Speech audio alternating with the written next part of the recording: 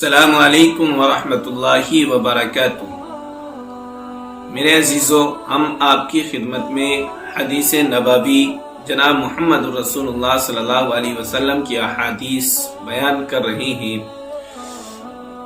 حضرت مغیرہ بن شعبہ رضی اللہ عنہ فرماتے ہیں کہ رسول اللہ صلی اللہ علیہ وسلم نے ارشاد فرمایا، مردوں کو برا بھلا مت کہو کہ اس سے تم زندوں کو تکلیف پہنچاؤ گے۔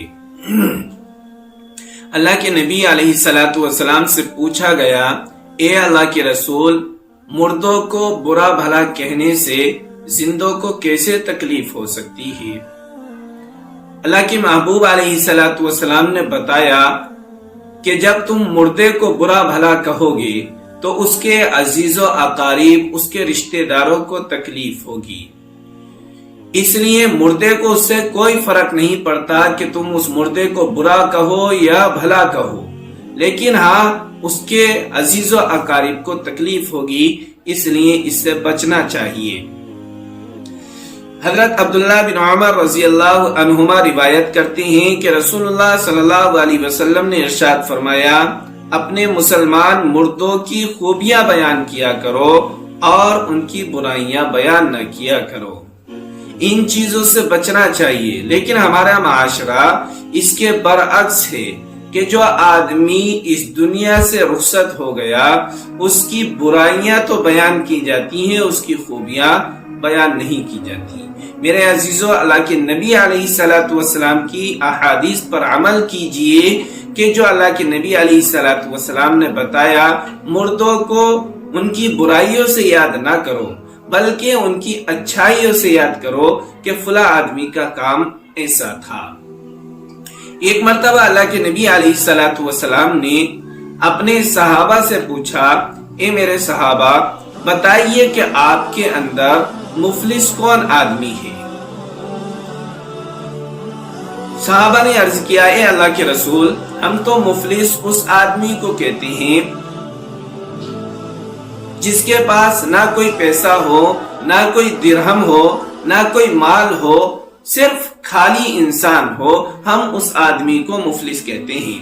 اللہ کے نبی علیہ الصلوۃ والسلام نے فرمایا کہ نہیں، ایسا نہیں ہے، بلکہ میری امت کا دیوالیہ اور مفلس آدمی وہ ہے جو کل قیامت کے دن نماز، روزہ، زکوٰۃ، حج، ان تمام عبادتوں کو لے کر آئے گا اور اس کے ساتھ ساتھ اس نے دنیاوی زندگی کے اندر کسی کا مال مارا ہوگا، کسی کے اوپر تہمت لگائی ہوگی، کسی کے مال کو ہڑپ کیا ہوگا، کسی کا قتل کیا ہوگا، ان تمام گناہوں کو لے کر آئے گا۔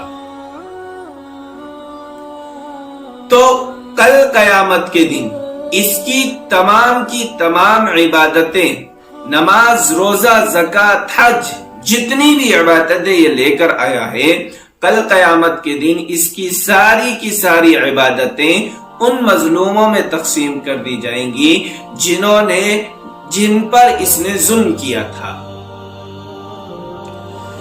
اور اگر ظلم باقی رہے اور اس کی نیکیاں ساری ختم ہو گئیں تو ان کے گناہ اس کے اوپر لاد دیے جائیں گے اور پھر اس کو اوندھے منہ جہنم کے اندر ڈال دیا جائے گا۔